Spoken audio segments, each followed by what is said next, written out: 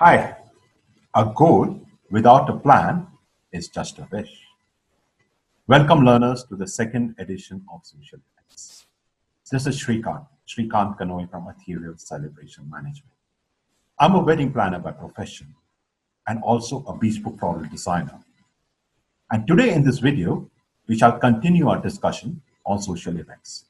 Let me share the screen and take this forward. So first and foremost, we shall understand as to what do we mean by social events. Social events are events characteristic of people forming groups and getting together to celebrate. And what are the different types of social events?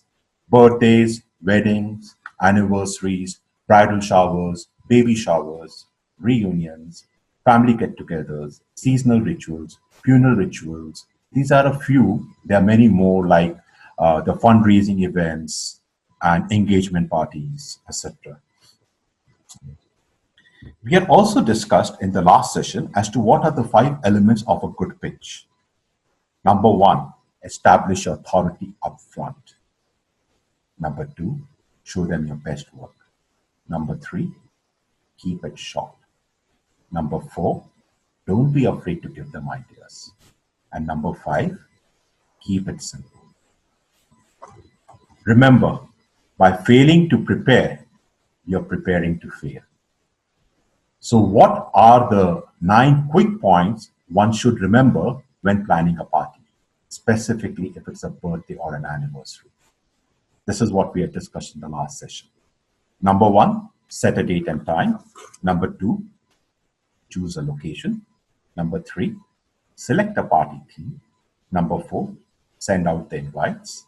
Number 5, plan the menu. Number 6, work on the decor. Number 7, close on the types of entertainment. Number 8, book the photographer. Number 9, buy the gifts and the return gifts. Now, what are the services which an event planner offers? They offer theme invites, venue management, food and beverages, including catering, theme cakes, theme decor, lighting, audio video, which includes the DJ, projector, live bands, etc. The artist and the entertainer, which could be the host, the game host, the clown, magician, jugglers, face painters, tattoo artists, tarot card readers, bangle makers, potters, etc. Games and activities, which could be indoor, outdoor, or game stalls, videographer and photographer, and the return gifts. What were the takeaways in the last session? Number 1, be different and be unique. Number 2, deliver on time. Number 3, over-deliver on your promise. And trust me, very soon clients will come looking for you. We also had a presentation as to how to prepare your company's presentation. What are the key things you must keep in mind when you're preparing a portfolio to show to your clients? To start with, it should have a company's logo. Number 2, it should talk about the mission statement. Number 3, the client reviews. Number 4, your area of expertise. Number 5, portfolio of the past work done by you. Number 6, the services you offer. Number 7, list of your clients. Number 8, why a client should work with you. Number 9, your contact details. Keep this in mind when you're preparing your company's presentation. Now let's move forward to the other types of social events, and let us start with reunions.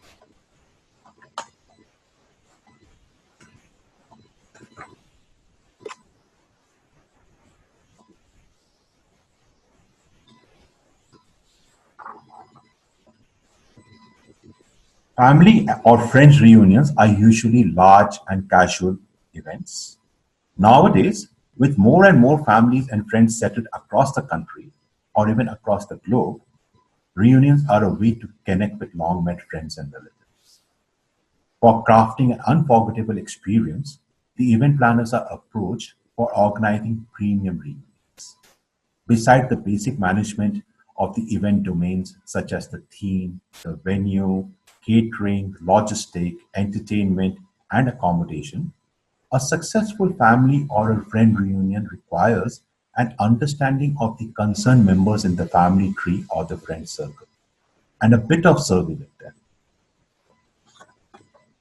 Moving on to the next one, fundraising events. Fundraising events or cause-related events are social events organized to raise money for various causes. A number of early non-profit organizations use special events to raise needed financial support for their work, as well as to enable public awareness and participation in their causes. Among these is the American Red Cross, which has utilized special event fundraising for nearly 125 years till date. The new definition of fundraising that has evolved is soliciting and gathering voluntary contribution from individuals, commercial organizations, charitable organizations, and government or non-government organizations. This collection of funds is used not only for the purpose of helping poor and needy people, but also used by large organizations for fulfilling their own purposes. The organizations may use these fundraising to broaden their operations, for the extension of building, or to provide scholarship to students, or for any other social cause, or for doing any political campaign. Grants also falls in this category. Nowadays, online fundraising is increasingly becoming popular. Social media and digital technology are here to better the world of fundraising. Some of the most substantial and continued efforts are conducted by schools and colleges by making a donor base which involves alumni, parents, friends, private foundations, and corporations. Though the purpose is already pre-decided, which is fundraising, deciding upon the target group is of utmost importance, as it may help to decide the budget, location, and other required features. Entry fees and ticket sales can be used to recover the cost of most of the expenditure, as one must not forget that this is a fundraising event. Sponsorship in cash or kind is another cost-effective method for such events. Here the cause emphasizes the need for good advertising too, because the better the cause is publicized, the larger the number of audience that can be expected, which will help in fulfilling the objective of the fundraising. As part of the fundraising effort, there must be a host committee or a chairperson who is responsible for contributing substantial amounts to the event and encouraging others to do the same. Moving on to the next kind of a social event, the bridal showers. First of all, what happens at a bridal shower? Or what is a bridal shower? It is a fantastic way to officially celebrate a bride-to-be. Not only is it one of the first pre-wedding events where the friends and the families from both sides get together to meet each other, it also filled with fun, decor, snacks, gifts, and games, and it's the perfect excuse to get fancy. How did this bridal shower originate? A bridal shower is a gift-giving party held for a bride-to-be in anticipation of a wedding. The custom of the bridal shower is said to have grown out of the earlier dowry practices, when a poor woman's family might not have had the money to pay the dowry for her, or when a father refused to give his daughter her dowry because he did not approve of the marriage. In such situations, friends of the woman would gather together and bring gifts that would compensate for the dowry and allow her to marry the man of her choice. The history of the custom is rooted not necessarily for provision of goods for the upcoming matrimonial home, but to provide goods and financial assistance to ensure the wedding may take place. And what happens at the bridal shower?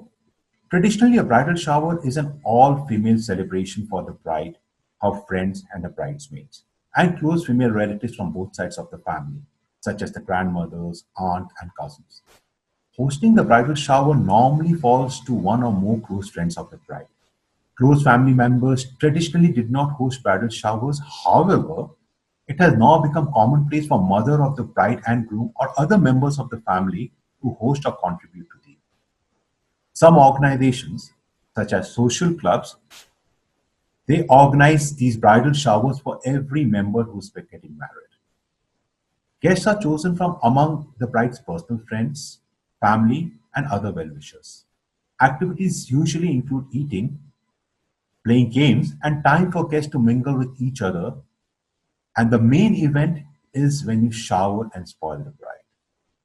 Many bridal showers are theme-based and are to reflect the bride's interest, whether that means a vintage-style tea party or a tropical island theme decor. You can evolve the decor and the theme based on what the client is and her fancies.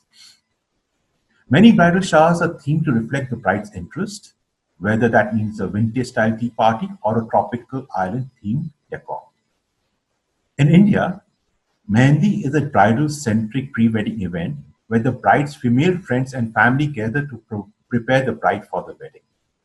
In this event, the bride and many invitees put traditional henna tattoos, which is the mehndi, and that's why it's called the mehndi ceremony. Though to be frank, nowadays, mehndi and bridal showers are two separate events. Now I will show you a setup which we had done for a mehndi ceremony. This setup was done at the would-be bride's residence, where we used a central tree as a prop, and to that we hung tassels and marigold to bring in the vibrancy and the zing. And the bride-to-be is bringing in the glamour quotient. You can also see the beautifully done up chula at the side.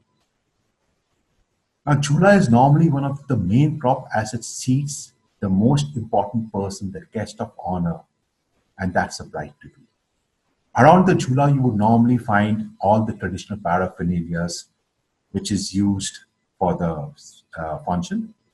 And since this is going to be the cynosure of all eyes, ensure that this stands out in itself.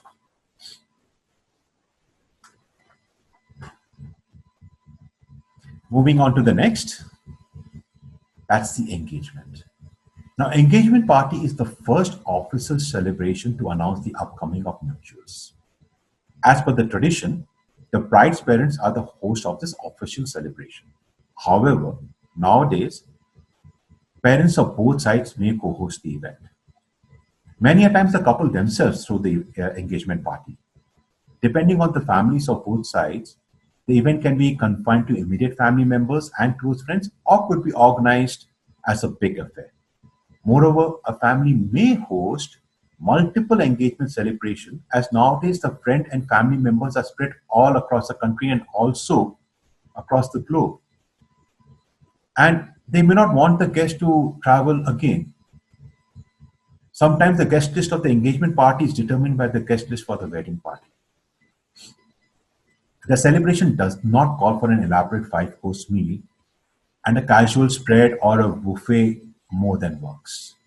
The sitting arrangement in such celebrations requires special attention because everyone wants to see the special moment. Usually the decor at the engagement party is kept low theme so as not to outdo the wedding. And for the decor, sometimes a series of themes is taken which can be same for the engagement and the wedding or can be totally different. This depends again on the client wishes. The real trick, however, is to ensure that the engagement party stands out, but it should not take away the decor which you're going to do for the wedding. It should not at any point of time upstage the wedding which is to come up in the future.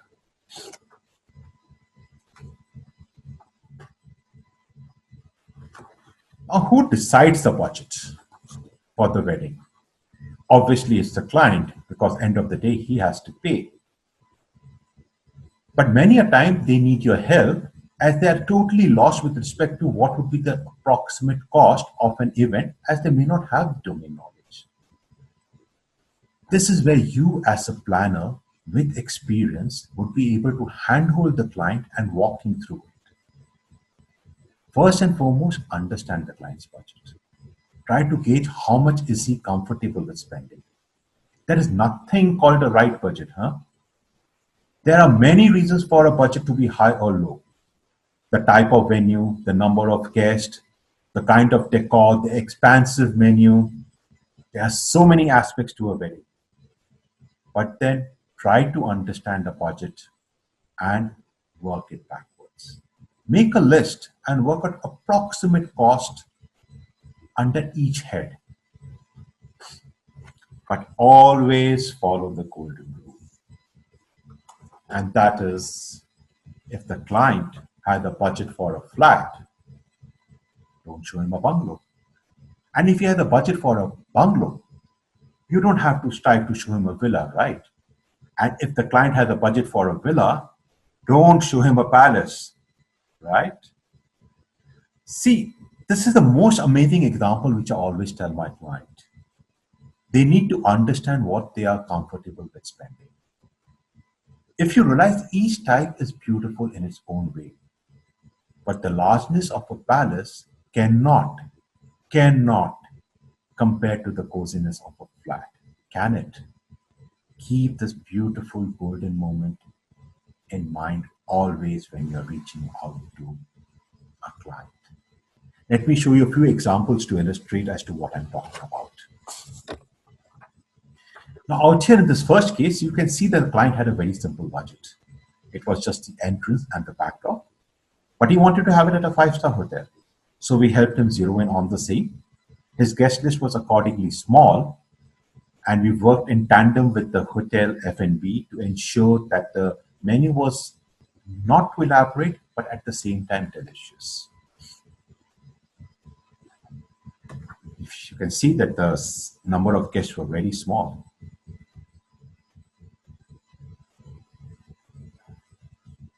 We ensured the setup was very simple, but yet elegant. With just the entrance and the small stage for the ceremony, we were able to work it backwards to the client's budget. But in the second case, which I'm going to show you now, the client wanted the perks. Some people look for a beautiful place, whereas others, like you and me, we make the place beautiful. This is the entrance, a classy affair with strings of tuberose creating a visual delight and a fragrant aroma. And this, what you see out here, is the photo of it. You can see a grand garden theme with the tree bearing red flowers and a swing hanging from the branches of the tree for the couple to sit on and for the photographer to merrily click the pictures. And out here what you see is a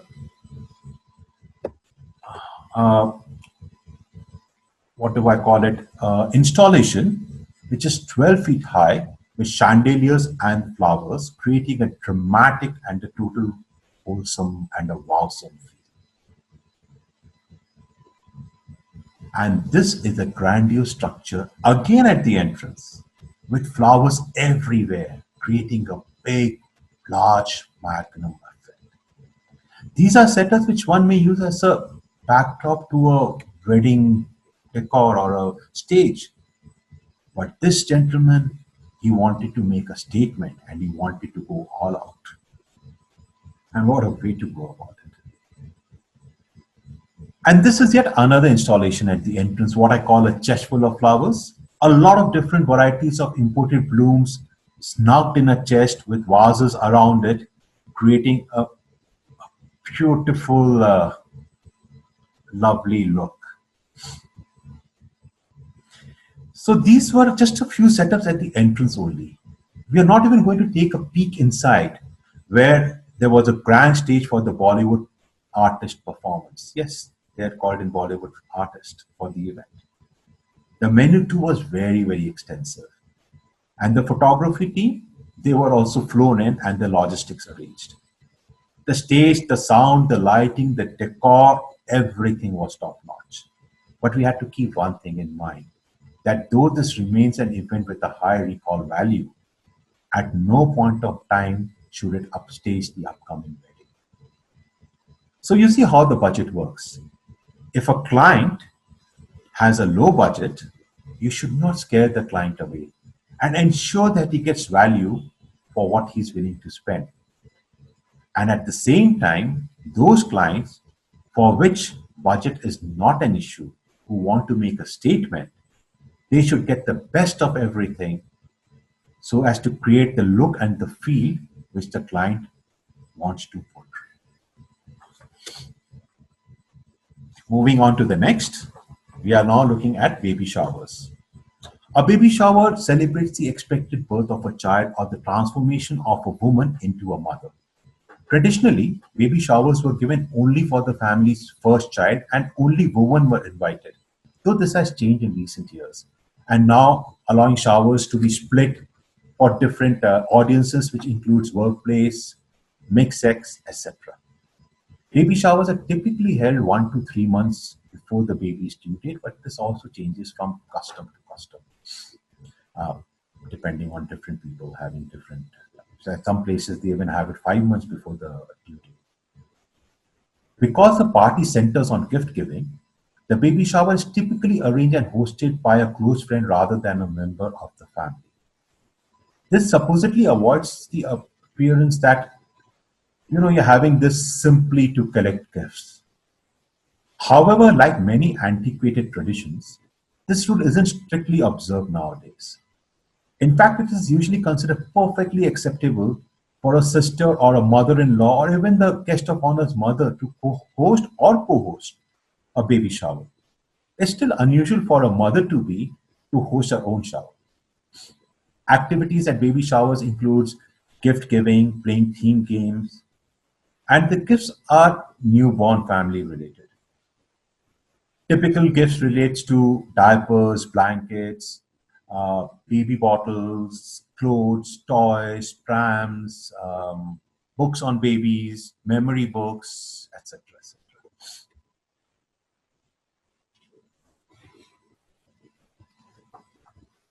Baby shower games also differ. Sometimes they include standard games as bingo, sometimes pregnancy theme based games, sometimes guess the mother's measurement or guess the baby.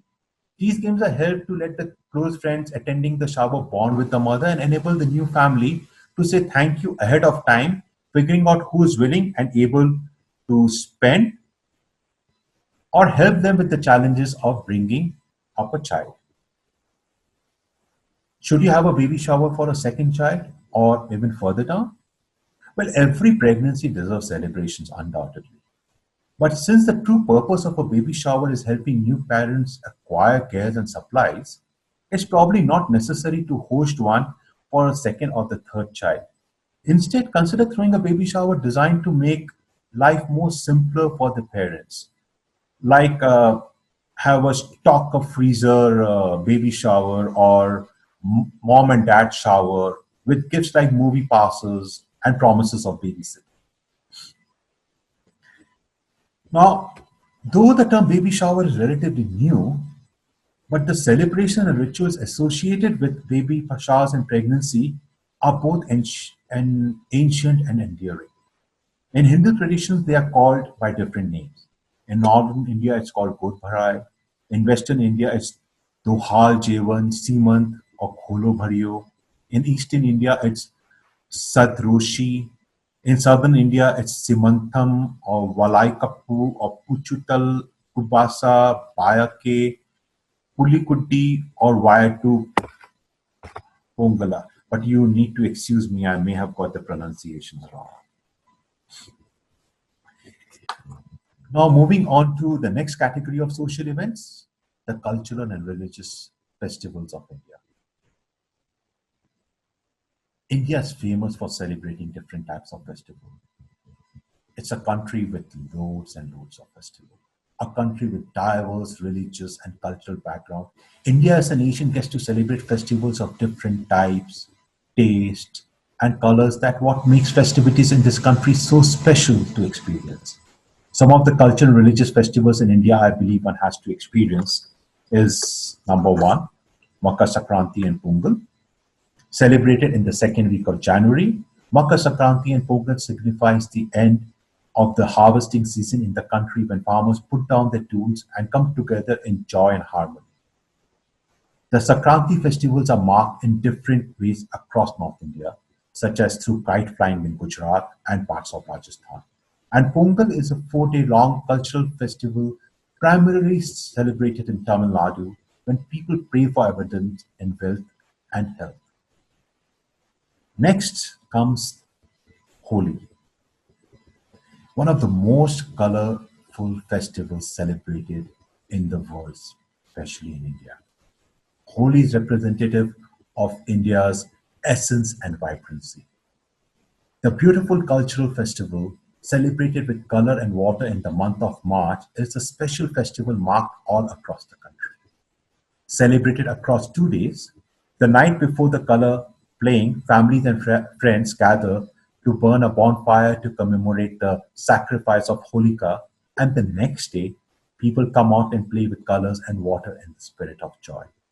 Among the most famous places to celebrate Holi in India are Mathura, Vrindavan, Dwarka, and the Kumaon region of Uttarakhand. Next comes Easter, a very special, and an auspicious day for Christmas. Easter Sunday is celebrated in April to mark the resurrection of Jesus Christ upon his death on Good Friday. The day holds a lot of religious importance for the Christians and is celebrated with great fervor. Goa and Kerala are the best places to celebrate Easter in India. Coming to Mahashivratri, the biggest day in a Hindu calendar year, is celebrated on the 14th and 15th of February as the day Lord Shiva married Goddess Parvati. The festivities are marked with all-day fasting and all-night vigils through singing and dancing.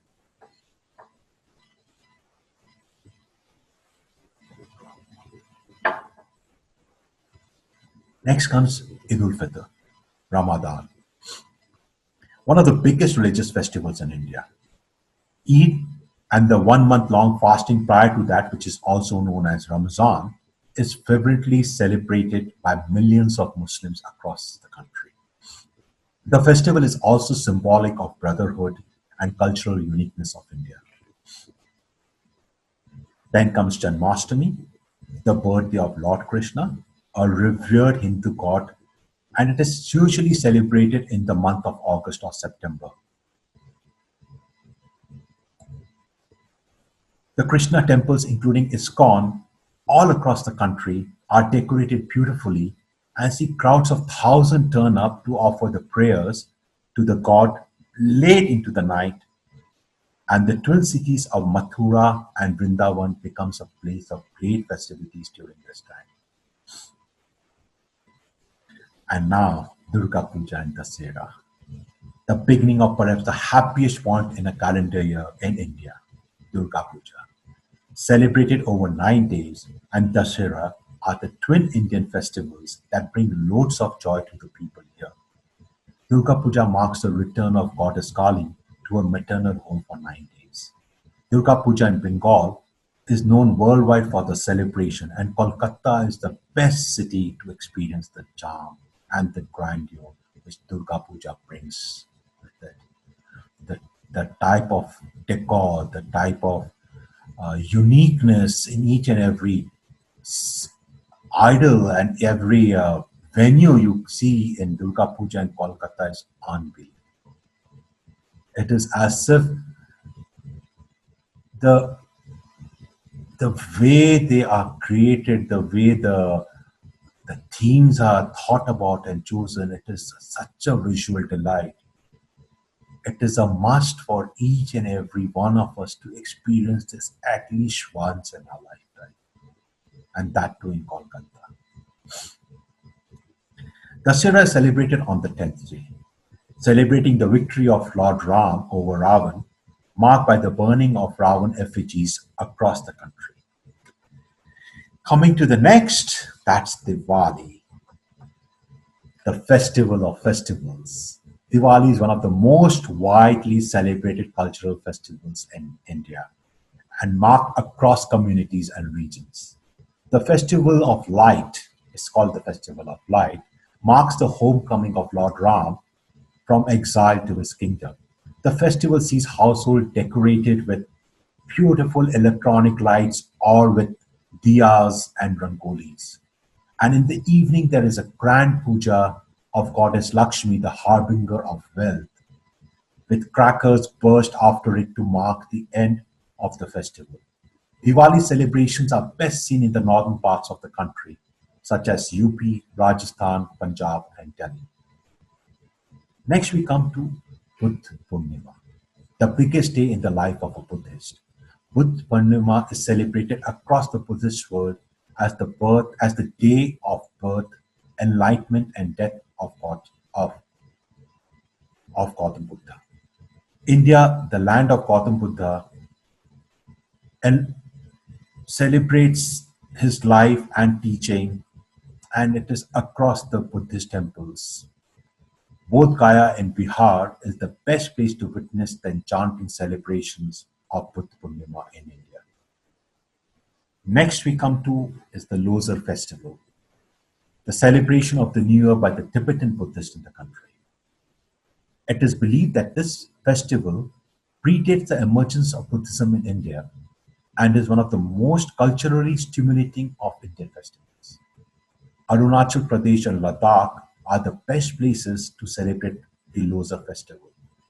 Losar celebrations goes on for 15 days, with the first 3 days being the most important. The festival is usually celebrated in the months of February and March. And last but not the least in my list is Christmas, one of the biggest and the widely celebrated cultural festival in India as well as the world.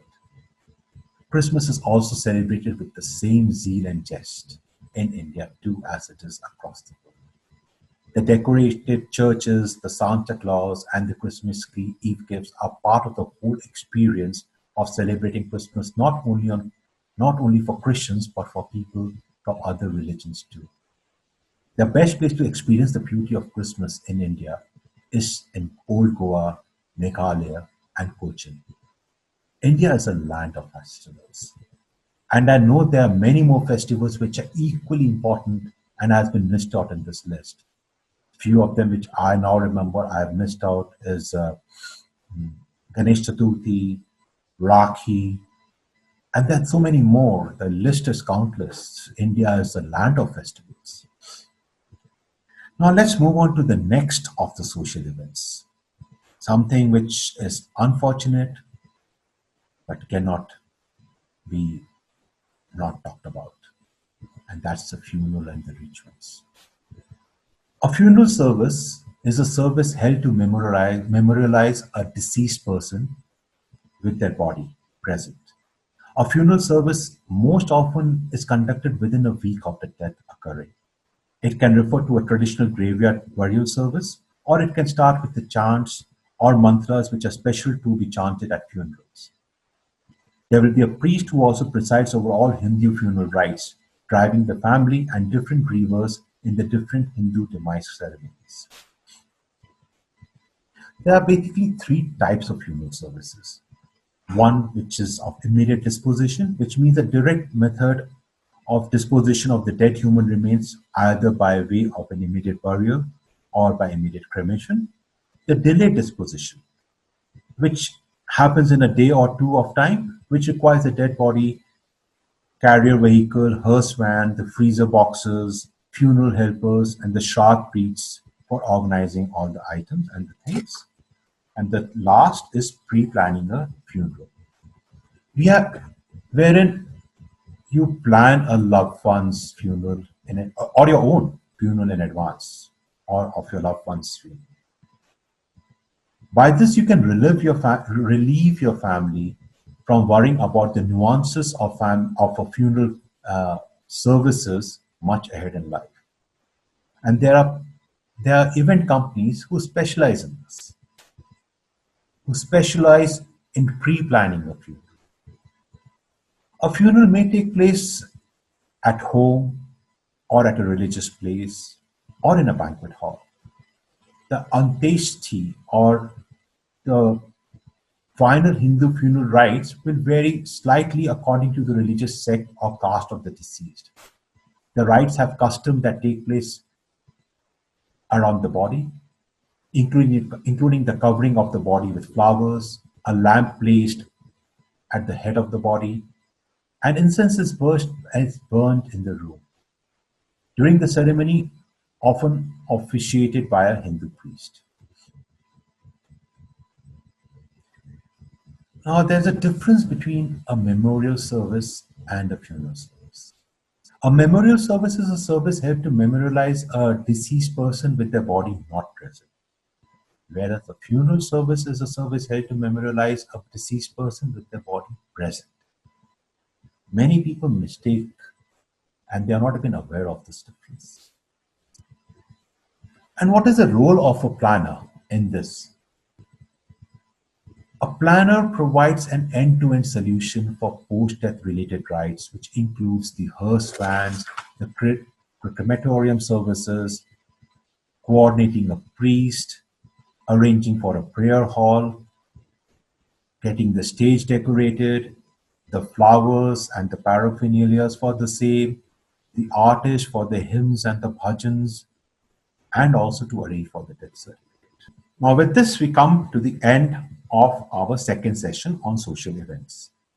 Please feel free to contact me in case you have any questions. My numbers have been displayed on many of the slides. And before I sign off, always remember, productivity is never an accident.